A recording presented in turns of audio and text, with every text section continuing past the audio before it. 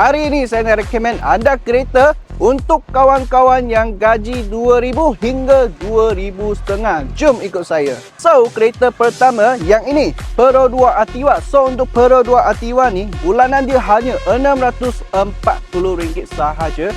Tapi, yang kereta ni, korang kena ready down payment dalam 10%. Sebab yang ini, kereta Pro 2 biasanya akan minta down payment.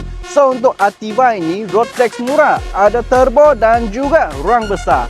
Okay, so pilihan kedua, korang boleh ambil yang ni, Nissan Almera. So, untuk Nissan Almera ini, bulanan hanya RM490.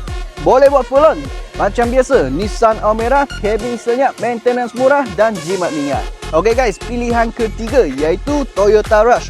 So, untuk Toyota Rush ini, bulanan dia hanya dalam 500 lebih sahaja. Lagi korang boleh buat full on 7 tahun. Tapi untuk selamat sikit, boleh sediakan down payment lah.